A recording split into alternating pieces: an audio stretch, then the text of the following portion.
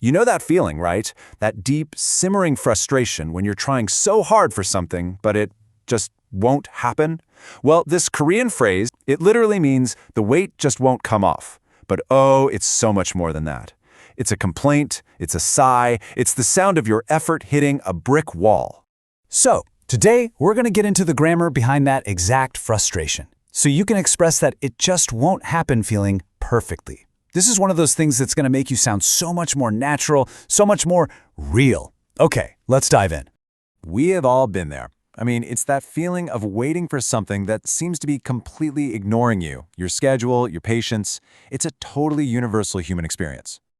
Just picture it. You're standing at the bus stop, checking your phone again. Or you've been sick for a week and you're still coughing your lungs out. Or, yeah, you've been eating salads for what feels like a lifetime, but that number on the scale just will not budge. In English, we say it just won't. Well, guess what? Korean has a special grammar pattern specifically for this kind of complaint. So, how do we actually voice this feeling in Korean? The answer is this super cool little pattern.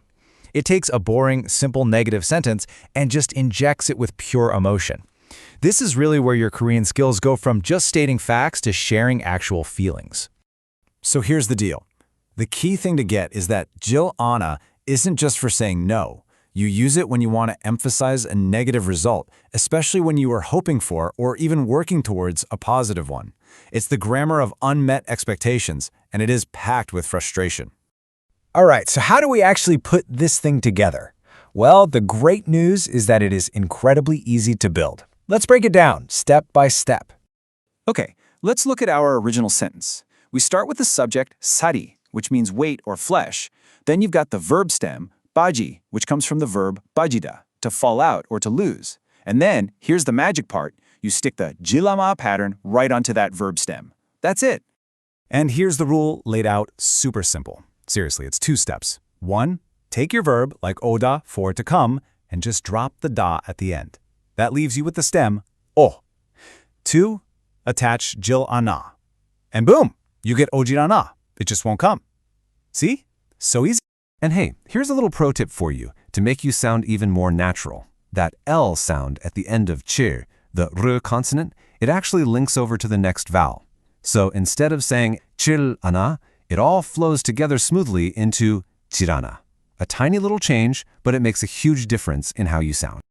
Okay, this next part is maybe the most important concept in this whole explainer. You have to understand the vibe. This is what separates someone who just knows the rule from someone who really knows how to speak. So let's compare. Look at this comparison. On the left, 안 빠져. It's a simple, calm statement of fact. I'm not losing weight. You'd say this to your doctor, maybe. But on the right, 빠지질 않아. That's an emotional complaint. It screams, I'm trying, I'm eating right, I'm exercising, and this weight just won't come off. You feel the difference, right? And of course, since we're talking Korean, we've got to talk about politeness levels. But again, the good news is, it's a super easy fix. To make this whole thing polite, you just tack a yo on to the end. "안아" becomes "안아요." So you can complain casually to your friends with "안아" and then complain politely to your teacher with "안아요." All right, enough theory. It's time to get practical. We're going to look at a few core examples so you can start complaining like a pro in your own daily life. Think of these as your new best friends for when things go wrong. Waiting for a really important phone call? 전화가 오질 않아. Stuck inside because of a downpour? 비가 그치질 않아. Feeling a little cynical about human nature? 사람이 변하질 않아. Go ahead and memorize these. You'll be ready for any frustrating situation. Okay, your turn. Let's imagine this. You're tossing and turning. It's 3 in the morning, and you have to be up soon. In Korean, sleep comes. 잠이 오다. So how do you cry out in frustration? Yes, that's it. 잠이 오질 않아. You take that verb stem, 오, and you add your pattern. It's the perfect thing to mutter to yourself while you stare at the ceiling. Okay, let's do one more. Your whole weekend is a washout. It's been raining for days. The verb for to stop when you're talking about rain or snow is 그치다. So how do you complain? Exactly. The stem of 그치다 is 그치, so you get 비가 그치질 않아. You can just feel the gloom in that sentence, can't you? All right, final check. Let's make sure you've got the nuance down. You're late, the elevator has been stuck on some other floor for an eternity.